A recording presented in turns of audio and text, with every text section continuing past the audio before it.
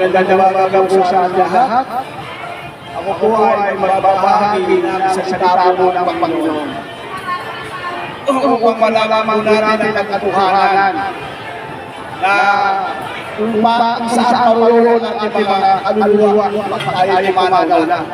Kaya po ibabahagi ko tungkol sa ating puno. Bago po magbahagi, tayo po muna manalangin. Ama, makapangyarihan sa lahat. Salamat po sa umaga ito. Ako'y narito upang magbahagi ng salita. Ako'y wala lang. Ngunit ako yung gagamitin upang ipagpapalit sa salita at katotohanan. Salamat Panginoon, bawat matakikinig ng salita, magpalayo at itibig mo sa bawat puso nila upang ikaw magdodot ng pananampalataya sa iyo. Maraming salamat, Ama, sa ngalan ng Ama, ng Anak, at ang banal sa Espiritu, Jesus mighty name. Amen, amen. Magandang umaga ulit, kapatid. Ang text po natin ay natagpuan po sa unang Thessalonica 5:23. Tatlo po ang katuhan ng tao. Ang Espiritu, ang luha, at ang katawan. Lahat po ito ay magpalalagyan. Kaya nga po, sinasabi ko, hindi ko upang patunayan sa inyo na ibabasa sa Biblia, ito po ay ang matutuhanan. Sabi ko sa unang Thessalonica 5:23, naway lusos kayong gawin mananal ng Diyos na siyang nagbibigay ng kapayapaan at naway manatilihin niyang walang kapintasan ang buhay niyong katauhan. Ang Espiritu, kaluluwa, katawan, hanggang sa pagparito ng ating Panginoon. Praise God. Amen. Pag tayo po namatay, ang katawan po natin ay babalik po ito sa alabok. Sapagkat sa alabok po nanggaling ang ating katawan. Sabi po sa Genesis 3:19, dahil sa alabok, doon ang galing sa lupang alabok ay babalik ka rin. Kaya nga po mga kapatid, ang tao pag mamatay, siya ay babalik sa alabok. Pangalawa po, Espiritu. Lahat po yung pagbalagyan. Yung unang po, ang katawan ay napunta sa alabok. Ang pangalawa po, ang Espiritu. Ang Espiritu ng tao, kung namatay siya, kung saan mihiwalay na ito. At ito po ay babalik sa Panginoon Diyos. Praise God, amen. Ayon po sa mga ngaral, 12:7, babasahin ko po. Alalahanin mo siya bago magbalik sa lupa ang ating katawan, lupa. At ang ating Espiritu ay babalik sa Diyos na may bigay ito. Praise God, amen. Sabi ko sa inyo, babalik po ang ating kaluluwa sa Panginoon. Pangatlo po ang kaluluwa. Ito po ang nakakatakot ko sa buwang kaluluwa ng tao. Dalawa lang po ang marunong ng kaluluwa. Itaas at ibaba.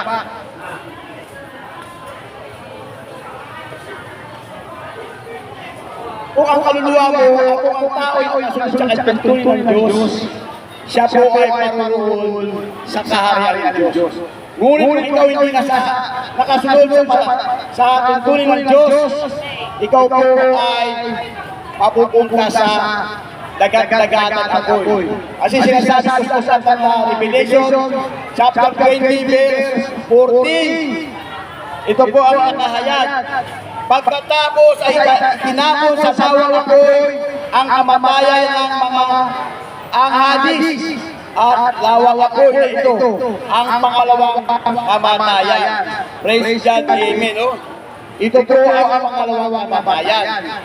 Dalawa po ang kagustuhan. Kung ikaw mabuti, ikaw ay makakapiling mo ang Diyos. Ngunit kung hindi ka nakasunod sa kanyang pagtunin, ayon sa kanyang kalooban, ikaw ay mapupunta sa dagat-dagatan apoy. Praise God, amen. Sabi ko nga po, itaas at ibaba lang ang parurungan ng kaluluwa.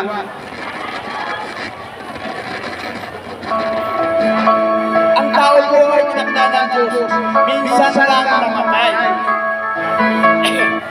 Isang beses lang po mamatay ang tao. Sinasabi ko sa Hebreo 9:27, itinakda sa mga tao, minsan lang ang mamatay, at pagkatapos ay paghuhugot. Praise God, amen. Sapagkat ang tao po at namatay, siya ay haharap sa Panginoon. At individual ko yan, tatanungin mo dyan kung ano ginawa mo na bubuhay ka. Kung ikaw walang ginawa, at hindi mo tinanggap sa Jesus na kapagligtas, ikaw ay wala ng nagaganap po. Ngunit kung ikaw susunod sa pagtutunin, sa kanyang kalooban, ikaw ay makakapiling ng Panginoon. Praise God, amen.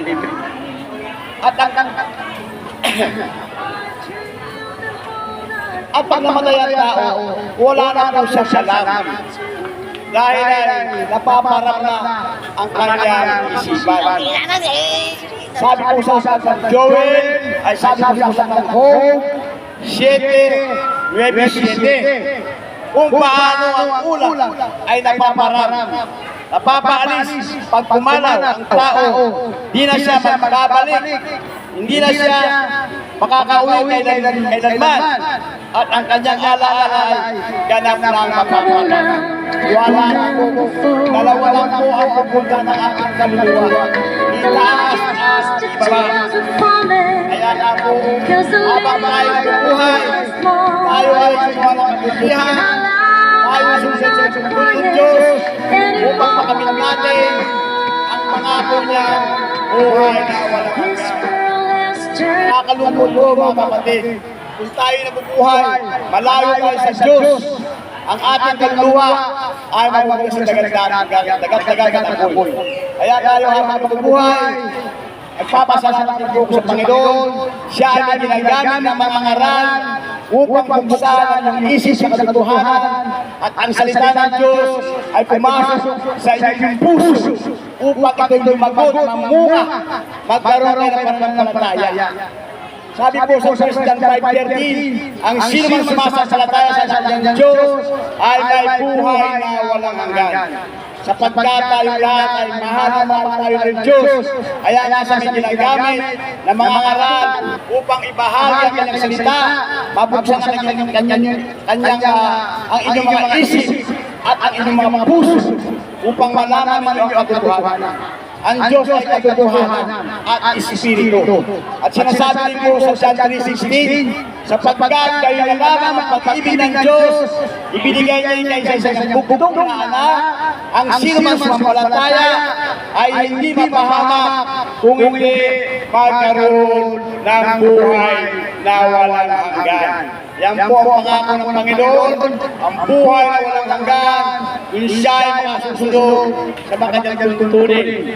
Mahirap po sa dagat-dagat at apoy ang mamanglang kaluluwa ng tao. Sa pagpatuloy po forever na, hindi na siya makakaalis doon. Maghihirap siya doon, inuud ang kaluluwa niya, at nasusunod sa apoy kung hindi siya sa tulaw. Kaya habang tayo ay buhay, tayo ay gumawa ng kabutihan. Mahal natin ang kapwa, kasi ang sinabi ng Panginoon. May nagtanong kay Jesus Cristo, sabi, Panginoon, ano bang pinakamalaking ang Diyos? Ibigin mo yung Diyos ng buong puso, buong kaluluwa, buong pag-iisip. Yan ang lamang utos. Pangalawa, ibigin mo ang iyong kapwa gaya ng iyong sarili. Kung anong ginagawa mo mabubuya sa iyong kapwa, siya ay ginawa mo sa Panginoon. Dapat po tayo ay hindi naging maramo sa ating kapwa, mapagbigay po tayo. Yan po sinasabi pag-ibig. May pag-ibig tayo sa kapwa, may pag-ibig po tayo sa Panginoon. Hindi pa po huli ang lahat. Kaya nga po, nasabi ko sa inyo, tayo ay gumawa ng kabutihan, lumapit tayo sa Panginoon, tayo po every Sunday, magsimba po tayo, upang makapakinig tayo ng salita ng Diyos. Sapagkat po, ang nakapakinig ng salita ng Diyos, meron po kaligtasan yan. Sapagkat nalalaman ang katotohanan at ang hindi katotohanan. Kaya nga po kapatid, huwag po tayong magsawa sa paggawa ng kabutihan. Sa takdang panahon, aanin po tayo ng pagpapala. Sapagkat ang Diyos ay buhay at pangyarihan sa lahat. Tignan po natin ang ating buhay po ay pansamantala natin ito. Sa takdang panahon, tayo ay mamamatay.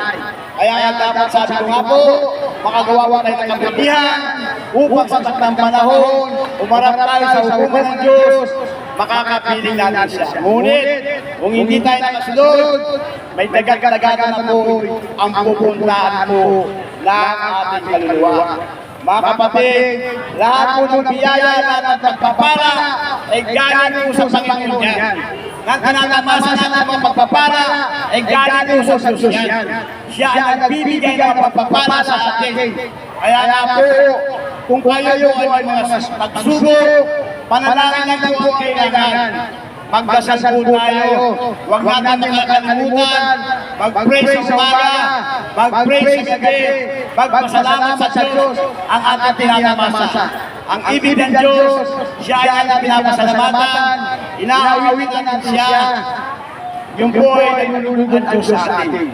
Kasi po, sa tulang, maraming tao pag-ising, nalilimutan ng pasasalamat sa Diyos, aalis na, magseself na, busy sa isang gawain. Sabi po ng Panginoon, siya po ang priority natin. Siya lang ang ating lahin, ang Diyos. Ang kailangan natin ay bibigay ng Diyos sapagkat sa kanyang nanggaling ang lahat ng magpapala, ang ating buhay. Siya po ay may hawak nito. Praise God, amen. Maraming salamat po. At sa susunod ulit, pinag-pray ko na muli ako makapunta rito upang mapapahagi ang unang salita ng Panginoon. Ang bawat nakikinig ko ng salita ng Diyos ay nababago. Tayo hindi tayo pagkulang sa sarili. Ngunit ang Diyos ay nababago sa Kanya. Tayo ay babaguhin po ng Panginoon. Maraming salamat po sa akin ay bahagi. Nawa ito'y pulot na kaalaman, nadagdagan ng kaalaman. Maraming salamat po. Ako po ay manangin. Kung sumabay, sumabay po kayo. Diyos ang mga nakatapayan. Maraming salamat po sa iyo sa akin. Magamat kami pinumbol mo sa tanas. Ngunit di sa mananalan. Napagdating ng Diyos ang pagpapayan. May tate sa sakas sa ginagawa na masamang tao upang hindalin ang salita. Ngunit ang ibabaw ang iyong salita at pakailangan. Mawawala ang salita. Mawawala ang langit at lupa. Ngunit ang salita ay hindi mawawala. Maraming salamat sa Panginoon. Sa'yo ang ginagawa mo yan na parang maabot ang mga tao, makalapit sa iyo at mabago at magkaroon binangakang buhay na walang hanggan.